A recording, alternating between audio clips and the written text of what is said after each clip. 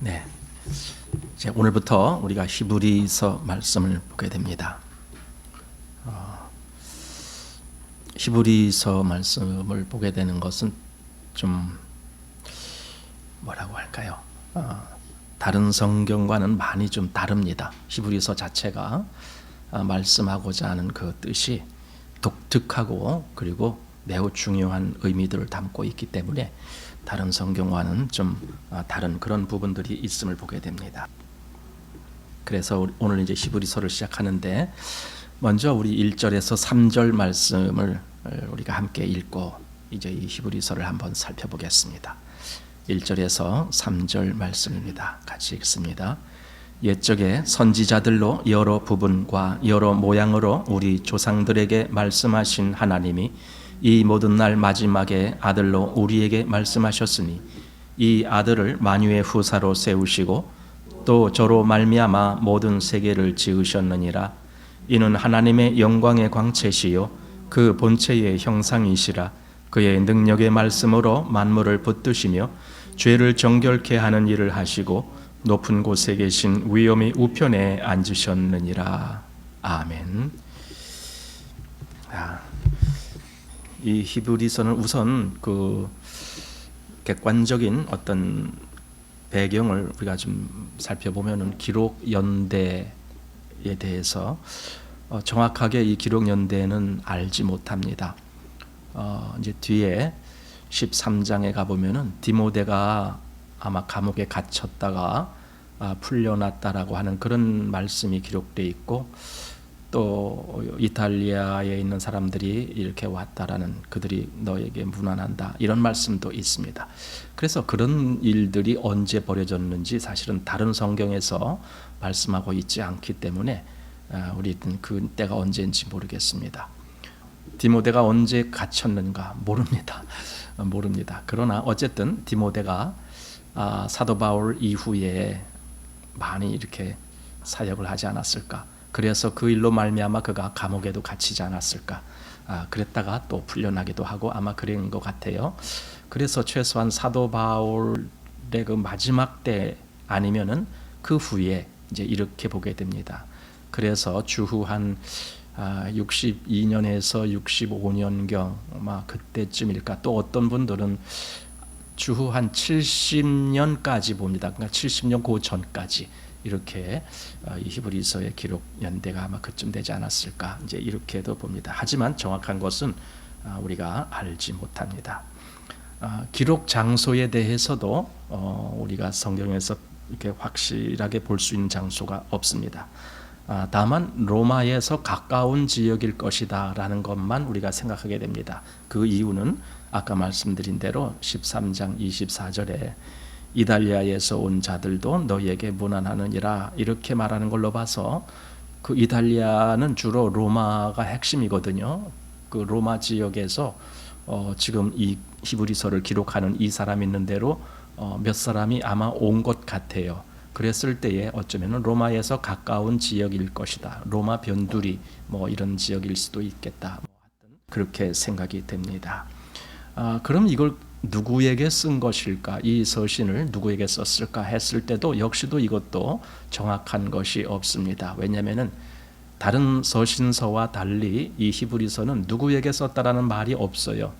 다만 그 의미적인 내용에서 우리가 추측을 할 수가 있는데 이 히브리서에서는 구약 성경에 대한 내용이 매우 많이 나옵니다. 특별히 모세오경 그 중에서도 제사법에 대한 내용들이 매우 많이 나오기 때문에 그런 제사의 내용을 이렇게 많이 다룰 수 있는 대상은 우선 유대인이다라는 걸 우리가 생각하게 됩니다. 구약의 이런 제사에 매우 익숙한 사람들이 유대인들이거든요. 또 유대교회에 있는 사람들이거든요. 그렇다고 이 서신을 유대교회에 있는 사람들에게 보낸 건 아닙니다. 이 서신은 그리스도인들에게 보낸 것입니다. 따라서 수신자가 누구냐 했을 때에 아마 유대교에 있다가 그리스도인이 된 그런 사람들을 대상으로 이 히브리서를 보내지 않았을까 이제 이렇게 생각이 됩니다. 또 이제 기록 목적에 대해서도 우리가 생각해 보게 되는데 이 히브리서 기록 목적은 신앙의 길을 가다가 아마 그 마음에서 좀 번민이 왔지 않을까, 또는 약간 힘을 잃지 않았을까. 힘을 잃는다라는 것은요, 목표가 정확하지 아니할 때는 힘을 잃어요. 추진력이 생기지 않죠. 그러면 힘을 잃는 거거든요. 다시 말해서 내가 지금 옳은 신앙의 길을 가고 있다라는 이 확신이 없을 때에는 힘을 잃게 되어 있습니다. 그러면은 무엇이 과연 이 사람들의 그 힘을 잃게 하는 원인이었을까 했을 때, 많은 사람들이 다시 그 유대의 그 율법주의, 즉 제사법으로 돌아가려고 하는 그런 마음들을 아마 다시 생각하지 않았을까. 그러니까 구약의 그 제사법에 익숙한 유대인들의 경우에 그 구약의 법에 따르면은 이건 그렇게 복잡하고 어려운 것이 없잖아요. 왜냐하면은 정해진 대로 하기만 하면 되니까, 뭐 제사 지내라 그러면 제사 지내고, 뭐 하라 그러면 뭐 하고, 이렇게 하면 되니까 뭐 그렇게 어려운 것도 없이 그냥 자기가 신앙생활 잘 하는 것 같이 그렇게 생각할 수도 있거든요. 그런데 그리스도 안에, 즉 복음 안에서의 신앙생활은 이렇게 하라 저렇게 하라고 정해진 것이 거의 없어요. 그냥 그 마음에, 양심에 하나님의 법이 들어와 있고, 그 법에 의해서 그냥 각자 다 똑같지 아니한, 저마다 다 다를 수 있는 그런 법이 해석이 되지는 거예요. 그리고 자기의 삶에 적용시키는 거예요. 그러다 보니까 어떤 때는 내가 진짜 옳은 신앙생활을 하는 것인가 라고 이렇게 의심이 들 수도 있는 거죠. 이것이 신약의 복음 안에 있는 사람들입니다. 그래서 그런 의심이라든가, 또는 뭔가 길을 잘 찾질 못하고 헤매는 것 같은 그런 일이 있을 때, 그래서 우리에게 필요한 것이 성경 말씀입니다. 우리는 늘 성경 말씀이 우리 앞에 있습니다. 구약 시대에 그들이 따랐던 시대에는 그들은 성경을 우리처럼 볼 수가 없었습니다. 아마 제사장들이나 그들에게나 좀 성경이 있었을까? 그들은 대부분 그들의 그때의 그 백성들은 성경을 보지도 못했을 겁니다. 그런 상태에 있으니 그들의 신앙은 과연 딱딱 정해진 것 외에는 아무것도 할 수가 없었을 것입니다. 자, 그렇다면 지금 이 히브리서를 기록할 때에 이때 시절 역시도 이때도 신약 성경이 완성되기 이전이기 때문에 그들에게는 구약적인 그런 내용이 가장 익숙하다라는 거죠. 그래서 자꾸 구약으로 돌아가려고 하는 그런 마음이 있지 않았을까. 한마디로 신앙의 길을 잃고 염려하는 많은 사람들이 있지 않았을까. 그래서 그들에게 이제 아주 확신 있는 어떤 것을 보여주시기 위해서, 우리가 지금 그리스도 안에서 찾은 것이 뭐냐, 그 길이 뭐냐, 이런 신앙의 분명한 것을 보여주시기 위해서 이 히브리서를 기록했다라고 생각이 듭니다. 그리고 결국은 이 히브리서의 핵심은 예수 그리스도입니다. 신앙의 길, 신앙의 바른 길은 예수 그리스도시다. 그것이 이 히브리서가 아주 분명하게 증거하는 것입니다. 한마디로 히브리서는 예수님을 증거하는 말씀이다. 즉 예수님이 누구신가, 그것부터 시작해서 예수님이 어떤 일을 하셨는가, 또 예수님이 앞으로는 그럼 어떤 일을 또 하실 것인가, 그리고 마지막에는 그 예수님이 과연 우리와는 무슨 상관이 있고 무슨 관계가 있는가, 이제 이런 부분, 계속 예수님에 대해서 집중적으로 들어가는 말씀입니다. 그래서 예수님에 대해서 이렇게 사실 처음부터 끝까지가 계속 예수님에 대해서 초점을 맞추고 있는 말씀입니다. 이렇게 예수님에 대해서 집중적으로 말씀한 말씀이 히브리서 말고는 다른 데는 아마 없을 겁니다. 자, 그래서 이런 부분을 보게 되는 겁니다.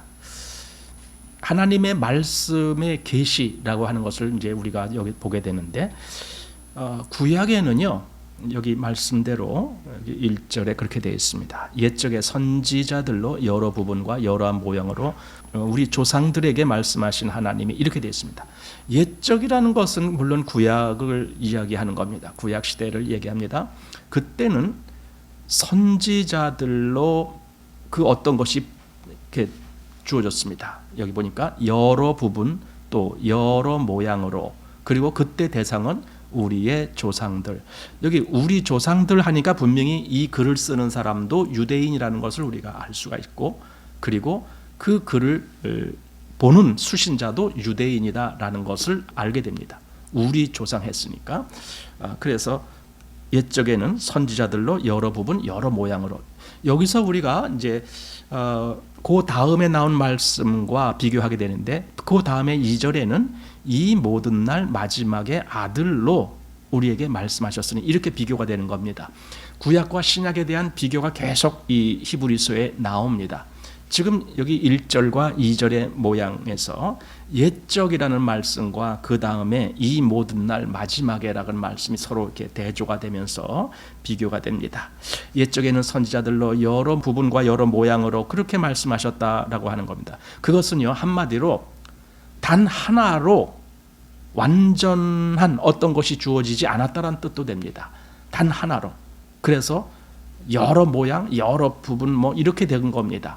그런데 이 마지막에는 아들로 우리에게 말씀하셨으니, 이렇게 아들이라는 거 딱 하나가 나오고 아들로 말씀이 우리에게 주어졌다, 이렇게 하나로 됩니다. 그래서 여러 부분의 여러 모양이 그리스도로 딱 집결되는 그런 모양을 보이게 됩니다. 그것은 사실은 성경 전체가 말씀하고 있는 것과 똑같습니다. 성경 전체가 구약에도 예수님에 대해서 이 모양 저 모양으로 계속 말씀하고 있고, 그 모형과 그림자의 역할을 했던 거거든요. 그랬는데 이제 신약에 와서 예수님이 딱 등장하면서 바로 구약 성경에서 증거한 그 증거가 실제적으로 우리 현실 세계에 나타나신 것이죠. 이제 그런 부분으로 이제 옛날과 지금 이 마지막 때에 되어지는 일과 또 선지자들과 그리고 마지막에는 아들로 이렇게 비교가 되면서 보게 됩니다. 구약 성경에는 언약이 있고 예언이 있고 또 여러 모형의 그런 말씀들이 있었죠. 그런데 그 실체가 신약에 오신 것이다. 그 실체가 바로 예수님이시다라는 겁니다. 그래서 히브리서는요, 구약 성경, 특별히 모세오경의 해설서다, 이렇게 말씀도 합니다. 해설서, 즉 구약 모세오경이 이 히브리서로 말미암아 해석이 되어진다라는 거지요. 그만큼 이 히브리서는 구약을 아주 잘 말씀을 해주고 있는 겁니다. 그래서 여기 13장까지의 말씀이 있는데 두 부분으로 나눕니다. 전반부가 1장에서 10장까지, 그리고 11장에서 13장까지 이렇게 둘로 나눕니다. 전반부는 하나님께서 그 아들 예수 그리스도를 통하여 주신 그 모든 은혜의 약속, 이런 것들에 대해서 밝히 증거하고 있는 것이 전반부고, 그 다음에 후반부는요, 그렇게 하나님이 예수 그리스도로 말미암아 주신 은혜에 대해서 인간은 어떻게 반응을 해야 되는가라고 하는 그런 부분을 말씀을 해주고 있습니다. 거기에 답은 믿음이라고 하는 겁니다. 인간은 그 모든 것에 대해서 믿음으로 화답을 해야 된다라는 말씀을 뒤에 해주고 있습니다. 각 장의 그 요약을 잠깐 말씀드리겠습니다. 1장 말씀을 보면은 1장에는요, 예수님을 나타내는데 어떤 예수님을 나타내느냐? 천사들보다 우월하신 예수님. 우월하다는 말은 더 높으시다, 또는 더 완전하시다, 이런 의미가 됩니다. 천사보다 우월하신 예수 그리스도. 그래서 그를 어떻게 표현하느냐? 그가 하나님의 아들이시고, 그가 만유의 후사시고, 그가 천지 만물의 창조주이시고, 또 하나님의 영광의 광채시고, 하나님의 본체의 형상이시고, 모든 피조물을 붙들고 계시고, 그 다음에 우리를 정결케 하시고, 그리고 하나님 우편에 앉으신 분이다. 이분이 바로 예수 그리스도시다. 이렇게 1장에서 말씀합니다. 그리고 2장으로 가보면은요, 2장은 그분의 인성에 대해서 말씀합니다. 인성이란 말은 즉 그분이 사람이 되셨다라는 뜻입니다. 사람이 되셨습니다. 그래서 우리와 한 모양으로 혈육이 되셨다. 그렇게 되신 이유는 마귀를 없이 하려고, 성경에 그렇게 되어 있습니다. 마귀를 없이 하려고. 그 다음에 두 번째는 그런 모든 것들로 말미암아 종로로 타고 있었던 우리를 놓아주려고, 그래서 그분이 대제사장이 되셔서 백성들의 죄를 구속하시려고, 그렇게 하기 위해서 인간으로 오신 예수님을 말씀합니다. 3장에는 그 예수님이 모세보다 우월하시다라는 개념을 말씀합니다. 4장에는 여호수아가 주지 못한 안식을 예수 그리스도로 말미암아 얻는다라는 거고, 5장에는 대제사장 아론보다도 더 우월한 완전한 대제사장이시다라는 겁니다. 6장에는 맹세로 우리의 대제사장이 되셨다라는 거고, 7장에는 율법을 폐하시고 더 좋은 소망이 되셨다라는 거고, 8장에는 바로 그러한 대제사장이 우리에게 계신다라는 사실입니다. 9장은 자기 피로 속죄를 단번에 이루셨다라는 말씀이 나옵니다. 그리고 10장에는 온전한 제사를 완성하셨다, 이제 이런 말씀이 나옵니다. 11장에는 그러니 그를 저버리는 것은 짐짓죄를 범하는 것이다, 이런 말씀. 12장에는 우리는 그러므로 인내로 그리스도를 바라보자라는 말씀. 그리고 13장에 그가 끝까지 우리를 지키실 것이다, 이제 이런 말씀이 쭉 나옵니다. 이것이 우리가 장차 이제 자세하게 보게 될 히브리서의 개괄적인 내용들입니다.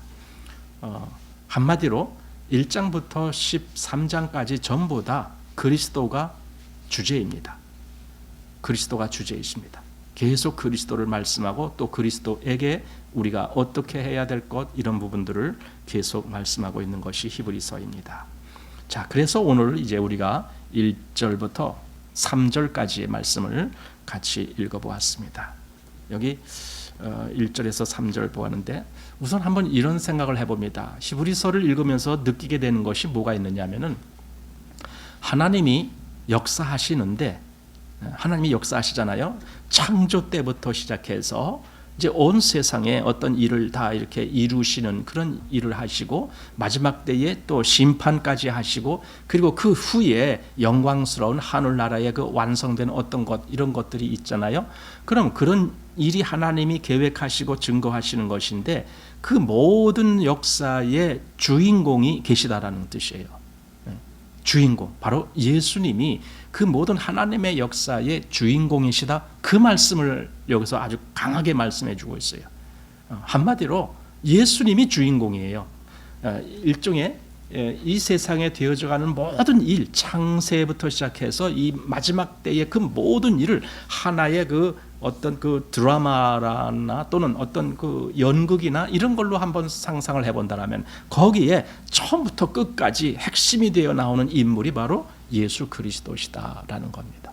예수님이 주인공이시고, 그 예수님에 대해서 지금 히브리서는 말씀해 주고 있습니다. 자, 이제 1장 여기 앞부분을 보겠습니다. 1장의 핵심은 하나님이 말씀하셨다라고 하는 그 말씀에 있습니다. 말씀. 우리는 성경에서 이 말씀이라는 대목이 매우 중요하다라는 걸 알게 됩니다. 왜냐하면 하나님은 창조 때부터 말씀을 하셨기 때문에 그렇습니다. 그리고 하나님의 백성들에게 말씀을 주셨습니다. 그리고 그 말씀대로 이루시는 역사를 하셨습니다. 그래서 하나님의 말씀은 매우 중요합니다. 하나님의 말씀, 하나님이 말씀하셨다라고 하는 그 하나님의 말씀, 그리고 그 말씀이 육신이 되어 우리 가운데 거하시는 그런 일이 있었다라고 하는 사실, 그래서 말씀이 매우 중요합니다. 결국 그 말씀을 등한히 하지 말라라는 말씀이 이제 계속 나옵니다. 우리가 기독교를 말할 때에 기독교는 계시의 종교다, 이렇게 말합니다. 자꾸만 이 종교라는 단어를 기독교에 쓴다라는 것은 그렇게 썩 좋은 것은 아닙니다. 하지만 그거 외에는 다른 어떤 적절한 단어가 없어요. 그래서 자꾸 종교라는 말을 쓰게 됩니다. 기독교는 계시의 종교다. 다른 종교와 비교했을 때 이렇게 틀린다라는 거예요. 그게 무슨 말이냐 하면은, 다른 종교들은 인간이 그 어떤 절대자나 어떤 지고한 어떤 위치에 도달되기 위해서 인간이 저 밑바닥에서부터 이렇게 하나하나 찾아 올라가는 거예요. 이게 다른 모든 종교들의 모양이에요.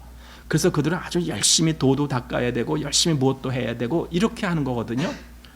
허다못해 그들이 말하는 어떤 신과의 어떤 관계를 맺기 위해서도 그들은 굉장히 자기를 아주 잘 다스려서 어떻게 해야 되고 막 이렇게 하는 거거든요. 그러니까 이게 저 아래서부터 이렇게 하나하나 더듬어 찾아 올라가서 결국은 어떤 절대자에게 나간다, 이렇게 말하는 것이 일반 보통 종교들입니다.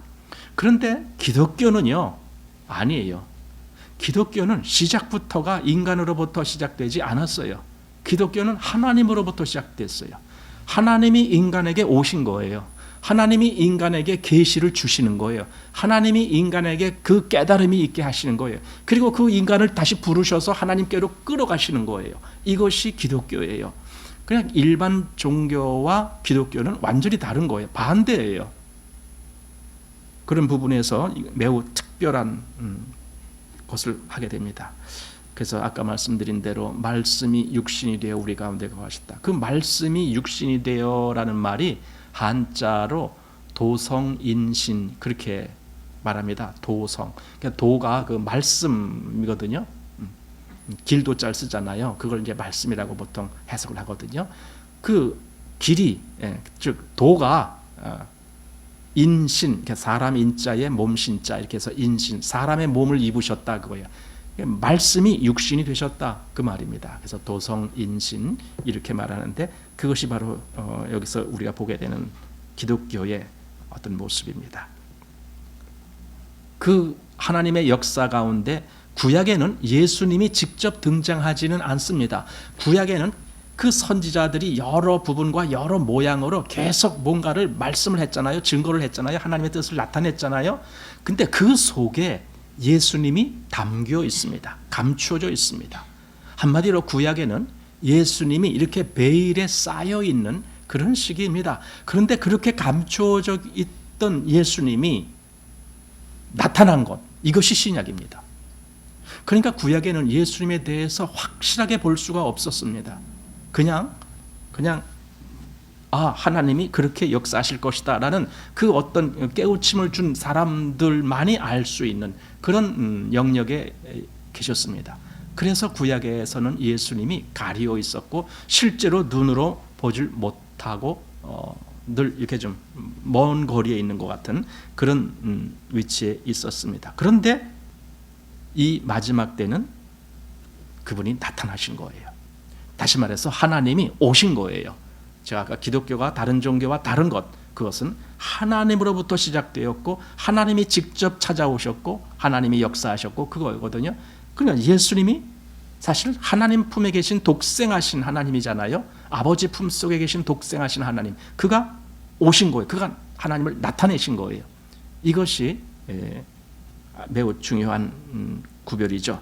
다른 종교와 다른 것입니다.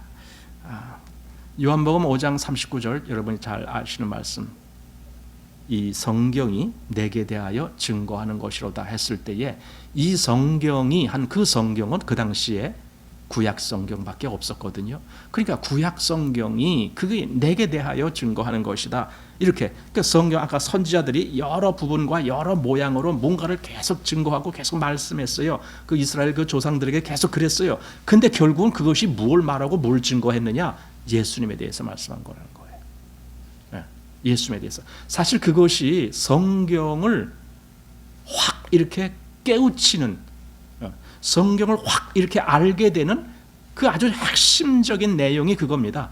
구약에 그렇게 말씀하고 그렇게 이 얘기 저 얘기 했던 그것이 점점 초점이 모아져서 예수님에게 딱 맞춰진 거예요. 이게 구약이 예수님을 증거했다라고 하는 겁니다. 어떻게 보면 구약에 복음이 담겨 있다라고도 말할 수 있습니다. 구약에는 복음이 담겨 있다. 복음이라는 말은 곧 예수님을 의미하는 겁니다. 구약에는 복음이 담겨 있다. 다만 이렇게 가려 있고 실제로 확 이렇게 볼 수가 있게 등장하지는 않았지만은 가려 있고 그리고 그것이 하나의 모형과 그림자로 그렇게 나타났었다. 그런데 지금 이 마지막 날에 그 가려있던 복음의 실체가, 즉 예수님이 나타나신 거예요. 그래서 예수님이 나타나셨을 때를 마지막이라고 하는 거예요. 예수님이 나타나신 그때부터 이 세상은 마지막 때입니다. 왜냐하면 더 이상의 다른 계시가 없기 때문에 그렇습니다. 왜냐하면 예수님이 모든 구약의 그 여러 부분과 여러 모양으로 말씀하셨던, 즉 그 구약의 모든 계시, 구약의 모든 예언, 구약의 모든 비유, 여러 가지가 다 초점이 맞춰서 예수님께 딱 결론이 난 거예요. 그러니까 예수님 그 다음이 없다라는 거죠. 예수님이 끝입니다. 그래서 마지막 때가 되는 겁니다. 모든 계시의 끝, 예수님입니다. 그렇기 때문에 구약 성경은 이 밝히 드러난 신약 성경을 통해서 해석이 되어져야 됩니다. 구약은 신약이 없으면은 해석할 수가 없는 거예요. 그러니까 신약이 없이 구약만 보게 되면은 그게 율법주의로 가게 되는 거예요. 그러니까 구약을 구약식으로 해석을 한 거죠. 그게 율법입니다. 율법주의. 하나님이 이렇게 하라고 하셨네, 그럼 그렇게 해야지. 저렇게 하라고 하셨네, 저렇게 해야지. 이게 율법주의라는 겁니다. 구약만 보면은 그렇게밖에 해석이 안 돼요. 그러니까 구약은 이 밝히 드러난 신약을 통해서 해석이 되어져야 됩니다. 그럼 반대로 그럼 신약은 어떻게 해야 되느냐? 구약의 여러 증거들을 통해서 딱 밝혀진 그 모습으로 해석이 되어야 됩니다. 그러니까 신약을 해석할 때에 구약의 여러 증거들, 여러 그 모형과 그림자들, 이런 것들을 통해서 말씀하신 그것이 결국 신약에 와서 딱 이렇게 펼쳐져서 보인 그 모습으로 해석이 되어져야 됩니다. 즉 구약 성경의 입증, 이것이 신약 성경입니다. 그래서 신구약을 해석하는 아주 중요한 표대가 되는 겁니다. 성경을 그렇게 해석하지 아니하면은 성경을 해석할 수가 없어요. 이제 그렇게 해석하지 아니하고 해석하는 것들은 일종의 그 혼돈 속에서 해석하는 거예요. 성경이 뭘 말하는지를 잘 몰라요. 그냥 자기 좋을 대로 해석하는 거예요. 사사기서 보면은요, 그때의 사람들이 제대로 하나님을 알지도 못하고 하게 되니까 어떻게 해요? 자기 소견에 좋은 대로 막 그렇게 행했다라고 기록되어 있는 것처럼 지금 이 신약과 구약의 이 관계를 제대로 해석하지 못하면은 마치 사사기 시대처럼 그렇게 되는 겁니다. 그래서 히브리서는요, 이 구약과 신약을 그걸 연결시키는 거예요. 그걸 대조하면서 구약의 그런 말씀이 신약에 지금 이렇게 응해진 이런 것을 서로 비교해가면서 말씀하는 것이 히브리서입니다. 그래서 옛 언약과 새 언약의 대조를 말하는 것입니다. 옛 언약, 즉 구약, 그게 구약이죠. 옛 언약이. 그리고 새 언약, 이것을 우리가 신약이라고 말합니다. 우리가 성경을 부를 때 그래서 신약 성경 또는 구약 성경 이렇게 부르는 이유입니다. 자, 그래서 우리 본문 한번 보십시오. 1절, 옛적의 선지자들로 여러 부분과 여러 모양으로 우리 조상들에게 말씀하신 하나님이, 자, 이것이 옛적의 상황이었습니다. 선지자들로 여러 부분과 여러 모양으로, 그러니까 하나의 딱 이렇게 초점 맞춘 것이 없었다라는 거예요. 이런 얘기 저런 얘기, 이런 사건 저런 사건, 이런 여러 가지가 이제 종합된 것이 옛적, 즉 구약 시대에 그때 이루어졌던 일이다라는 겁니다. 그런데 그렇게 말씀하신 하나님, 그게 하나님 말씀이었어요. 이런 역사, 저런 증거, 저런 이게 다 하나님의 말씀이었습니다. 그러니까 하나님이 이렇게 가라사대 이렇게 말씀하셨다, 그것만이 하나님의 말씀이 아니라 구약에 나타난 그 모든 역사 자체도 하나님의 말씀이에요. 하나님이 뜻을 그렇게 나타내신 거니까 그게 다 하나님의 말씀이죠. 그래서 여기 선지자들로 여러 부분과 여러 모양으로 우리 조상들에게 말씀하신 하나님이 이거죠. 그때 그렇게 말씀하신 하나님이, 그런데 지금 또 이렇게 말씀하신다는 거예요. 그럼 지금은 어떻게 하냐고요? 이 모든 날 마지막에 아들로 우리에게 말씀하셨으니, 말씀이 두 가지예요. 전에는 선지자들로 이렇게 여러 모양 여러 증거를 하게 했어요. 그런데 이 마지막 때에는 아들로 딱 초점이 맞춰서 그렇게 말씀을 했다는 거예요. 하나님의 말씀이 아들로 말미암아 나타난 거예요. 그 아들을 보면서 하나님이 하시는 말씀의 그 모든 뜻이 거기서 어떻게 집중되고 이루어졌는지를 보게 되는 겁니다. 그러니까 예수님이 직접 예수님이 입을 여셔서 뭐라고 말씀하셨다, 그것만이 하나님의 말씀이 아니라 예수님 자체가 하나님의 말씀이에요. 그래서 요한복음에 말씀이 육신이 되어 이렇게 된 거예요.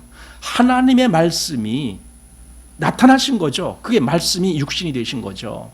그래서 예수님 자신이 하나님의 말씀입니다. 지금 여기 성경은요, 이 모든 날 마지막에 아들로 우리에게 말씀하셨으니, 그러니까 그 아들, 즉 예수님에게 하나님의 말씀이 다 담겨 있는 거예요. 그 예수님을 통해서 하나님이 이런 말씀도 하시고 저런 말씀도 하시고 이런 말씀도 하시고, 그게 다 보이는 겁니다. 소리로 말했다 아닙니다. 그 예수님의 모든 것, 예수님이 어떻게 이 땅에 오셨고, 어떻게 그분이 사셨고, 어떻게 그분이 죽으셨고, 어떻게 부활하셨고, 어떻게 승천하셨고, 그런 모든 것들이 다 하나님을 말씀하고 있는 거예요.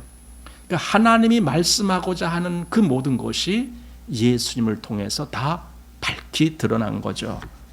그런 의미에서 보게 됩니다. 그래서 요한복음 1장 18절 말씀에 본래 하나님을 본 사람이 없으되 아버지 품속에 있는 독생하신 하나님이 나타내셨느니라, 이렇게 말합니다. 거기 마지막에 나타내셨느니라라는 말을 잘 읽으셔야 돼요. 왜냐하면 어떤 사람들은 나타나셨느니라 이렇게 읽거든요. 나타나신 것이 아니고 나타내신 겁니다. 독생하신 하나님이, 즉 아들 하나님, 즉 예수 그리스도가 하나님을 나타내신다, 그 뜻이에요. 즉 예수님은 자신으로 하나님을 나타내고 계신 분이시다, 그 뜻이거든요. 그래서 아버지 품속에 계신 독생하신 하나님이 나타내신다. 근데 그 앞에 뭐라고요? 본래 하나님을 본 사람이 없으되, 이 말이거든요. 그러니까 하나님을 본 사람이 없으되라는 말은 하나님하고 거리가 멀다라는 뜻이에요. 밝히 하나님을 알 수 있는 길이 아직 열리질 않았다는 뜻도 됩니다. 구약에는 그 모든 선지자를 통한 말씀이 있었지만 그것은 하나의 단편적인 말씀에 조각 이렇게, 그리고 그것은 하나의 그 예표고 모형이고 그림자고 이렇게 드러났던 거예요. 그러니 하나님을 밝히 알 수가 없는 거죠. 그런데 그러니까 본래 하나님을 본 사람이 아무도 없는 거예요. 그런데 독생하신 하나님이 그 하나님을 짠 하고 나타내시는 거예요. 그게 주님이 오신 모습이거든요. 그래서 주님이 오신 것을 하나님이 오셨다, 이렇게 말하는 거예요. 하나님이 오셨다. 그게 히브리 말로 임마누엘, 이렇게 말하는 겁니다. 하나님이 오신 거다, 이렇게 말씀합니다. 자, 그래서 그 아들로 말씀하시고 그 다음에 뭐라고 하느냐, 이 아들을 만유의 후사로 세우시고, 만유의 후사란 말은 우리가 잘 알듯이 상속자란 말입니다. 그런데 그냥 상속자 이렇게 보지 마시고 그 의미를 다시 해석을 해야 돼요. 다시 해석을 하는 게 뭐냐면은 주인이다, 그 뜻이에요. 주인. 이 모든 만물의 주인, 예수님이 주인이셔, 이거거든요. 실제로 온 만물이 그에게 복종하는 거예요. 왜? 그분이 실제로 주인이시니까. 그분은 예를 들어 그분이 살아계셨을 때에 그분이 실제로 주인이시다라는 것을 입증하셨죠. 죽은 자도 살리시잖아요. 그러니까 사망까지도 그분한테 복종을 해야 돼. 사망도. 그 외에 뭐 병 나은 거는 그거 말할 필요도 없고, 뭐 온 자연 피조물까지도 바람아 잠잠하라 하면 그냥 파도와 바람이 즉시로 잠잠해지고, 그 물고기들이 배 오른편에 그물을 던져라, 배 오른편에 던져서 153마리나 잡았다, 뭐 그런, 아니 물고기들도 복종하려 해야 돼, 예수님의 말씀에. 그러니까 예수님이 그 모든 것의 실제적인 주인이시다라고 하는 것이 다 증거가 되는 거예요. 그리고 마지막에 그분이 무덤에서 부활하시는 거예요. 그분이 실제적으로 주인이시다라는 걸 증거가 된 거죠. 그 아들을 만유의 후사, 즉 주인으로 삼으시고, 그 뜻입니다. 그래서 만유의 후사로 세우시고, 그 다음에 저로 말미암아 모든 세계를 지으셨느니라. 저로 말미암아 모든 세계를 지으셨다. 즉 그가 창조의 근원이시다라는 뜻입니다. 하나님, 그러니까 물론 창조는 삼위 하나님의 공통된 사역입니다. 그게 어떤 성부 하나님이나 성자 하나님이나 또는 성령 하나님 개별적인 역사가 아니고 창조에는 삼위 하나님의 공통된 사역이 거기 같이 포함되어 있습니다. 그러니 예를 들어 그 아들을 거기서 배제시키면 안 되는 거예요. 그 아들도 역시 창조의 하나님의 사역을 감당하셨다. 다시 우리 요한복음을 한번 볼까요? 요한복음 1장을 한번 보시기 바랍니다. 3절 말씀 보십시오. 만물이 그로 말미암아 지은 바 되었으니 지은 것이 하나도 그가 없이는 된 것이 없느니라. 예, 만물이 그로 말미암아 지은 바 되었고, 그러니까 하나라도 그가 없이는 된 것이 없다. 그가 완전히 창조의 핵심적인 역할을 하셨다라는 뜻입니다. 그래서 히브리서에서는 저로 말미암아 모든 세계를 지으셨느니라 이렇게 말씀을 하고 있는 겁니다. 자, 그리고 이제 3절 보십시오. 히브리서 1장 3절. 이는 하나님의 영광의 광채시요 그 본체의 형상이시라. 그의 능력의 말씀으로 만물을 붙드시며 죄를 정결케 하는 일을 하시고 높은 곳에 계신 위엄의 우편에 앉으셨느니라. 사실 1절, 2절, 3절이 히브리서 전체에서 말씀하고자 하는 그 핵심적인 요약이에요. 그러니까 1절, 2절, 3절이 먼저 딱 이렇게 핵심적인 말씀이, 즉 결론적인 말씀이 주어지고 그 다음부터는 그걸 하나 입증을 하는 거죠. 이걸 이제 그 변증이라고 우리가 말도 하잖아요. 변증이 뭐냐면은 어떤 논리가 왜 그런지 그걸 증명하는 거예요. 이게 변증입니다. 아, 예수님이 하나님의 아들이시다. 예수님이 우리의 구원주이시다. 예수님이 대제사장이시다. 그게 왜 그러느냐? 그걸 증명을 하는 거예요. 이렇기 때문에 또는 이렇기 때문에. 그래서 그걸 하나하나 증명하는 거예요. 이걸 이제 변증이라고 얘기를 하는데 그렇게 하면서 이걸 하나하나 입증을 하는 거죠. 그런데 그 핵심은 지금 여기 1절, 2절, 3절에 다 나온 거예요. 그 아들이 그런 아들이었다. 그 아들이 바로 이런 아들이었다. 이제 이것을 1, 2, 3절에서 말하고 뒤에는 계속 변증을 하는 겁니다. 자, 여기 보면은 그 아들이 어떤 아들이었냐? 이는 즉 예수 그리스도는 하나님의 영광의 광채시다. 그분이 빛이신 거예요. 그분이 하나님의 그 본체의 형상이신 거예요. 그러면은 이게 무슨 말이냐면은 그분이 하나님이신 거죠. 이것은요, 자꾸만 아니 그분이 하나님이시면은 그럼 예수님이 하나님이시면은 그럼 예수님이 여기 계실 때 저 위에는 그럼 아무도 없어야 되네. 왜? 하나님이 여기 와 계시니까. 이렇게 해석하면 안 되는 거예요. 삼위란 말은 동시에 삼위로 계시는 분이에요. 그분은 아들도 계시고 아버지도 계시고. 그런데 그 속에 본질적으로는 하나로 연결되어 있어요. 이거를 그래서 인간의 설명은 참 힘들죠. 그걸 어떻게 설명할지. 그러니까 설명이 힘들 뿐만 아니라 머리에 생각하기도 힘들어요. 아니 예를 들어 아니 하나님이 임마누엘 그러면 하나님이 우리에게 오신 거야. 이건 임마누엘. 그럼 하나님이 오셨으면은 저 하늘에는 지금 그럼 아무도 없어야 되잖아. 이렇게 해석하려고 그래요. 그렇게 해석하면 안 되는 거예요. 하나님은 늘 하나님의 자리에 계셔요. 그리고 아들은 늘 아들의 자리에 계시고. 근데 그 삼위 즉 성령까지 해서 하나 한 분 하나님이시다. 이렇게 봅니다. 그래서 여기 그 하나님의 광채, 하나님의 광채, 그 본체의 형상, 그 아들이 그랬다라는 겁니다. 우리 한번 골로새서에서도 이 말씀을 보겠습니다. 골로새서 1장 15절 말씀 보시기 바랍니다. 그는 보이지 아니하는 하나님의 형상이요 모든 창조물보다 먼저 나신 자니. 자, 이렇게 됐습니다. 보이지 아니하시는 하나님의 형상. 예. 하나님은 성부 하나님의 하나님은 보이지 않아요. 그분은 볼 수가 없어요. 볼 수 있게 존재하시는 분이 아니에요. 그런데 보이지 아니하시는 하나님의 형상. 그분이 어떤 형상으로 오셨다라고 했을 때는 이제 보이게 됐다는 거죠. 보이게. 그래서 이렇게 보면은요, 구약 성경에는 아직 예수님이 오시기 전이잖아요. 그러니 그들은 하나님에 대해서 아무리 잘 알려고 노력을 했어도 실제적으로는 한계가 있는 거예요. 하나님을 어느 한계 이상은 알 수가 없는 거예요. 그런데 신약에 와서는 예수님이 아까 요한복음 1장 말씀대로 독생하신 하나님이 그 아무도 보지 못한 그 하나님을 나타내셨다라고 말씀하고 있고, 이제 비로소 제대로 볼 수 있게 된 거죠. 그러니까 예수님을 본다라는 개념뿐만이 아니라 하나님을 본다라는 개념이에요.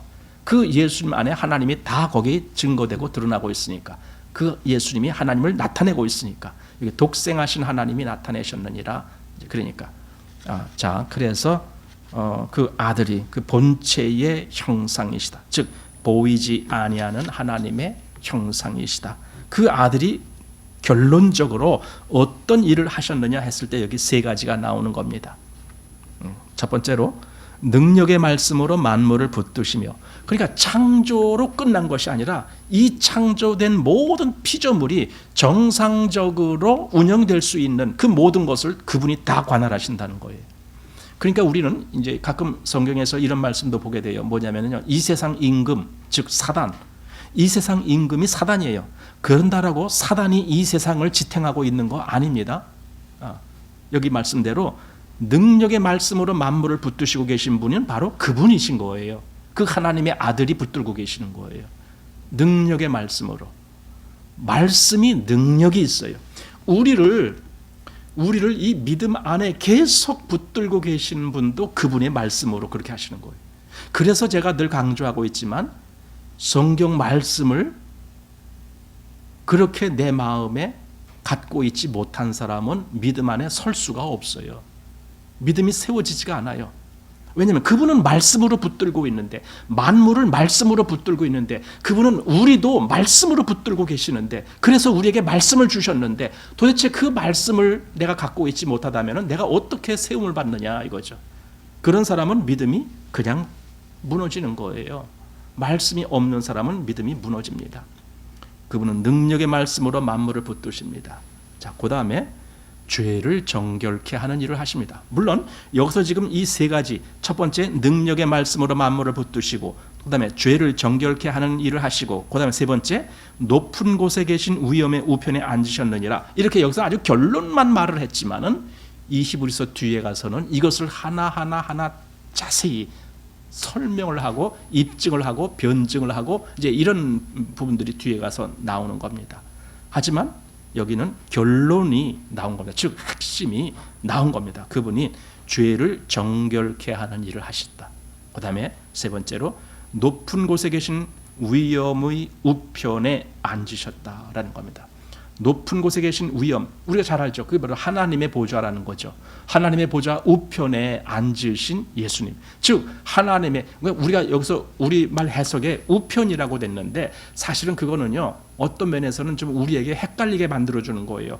우편은 좌편 우편 할 때에 이런 방향을 나타내는 것이 아닙니다. 여기가 가운데가 하나님 보좌고 그 다음에 여기 우편에 여기 예수님 보좌가 따로 있고 이런 거 아닙니다. 그런 공간 개념으로 해석하면은 그건 전혀 맞지가 않습니다. 여기 하나님 보좌 우편이라는 것은 하나님의 모든 그 권세의 그 어떤 영역, 근데 거기에 실제적인 주권자가 예수님이 되셨다, 그 뜻입니다.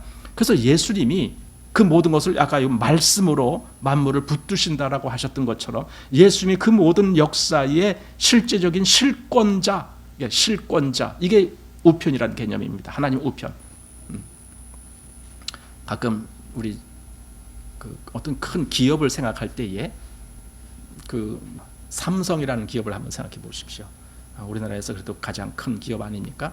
삼성의 전에 그 회장이라고 하나요? 회장이라고 부릅니까?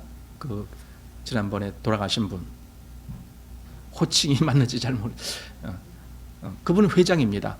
근데 그분이 몇 년 동안 식물인간으로 병원에만 계셨어요. 거의 식물인간이 되셔갖고.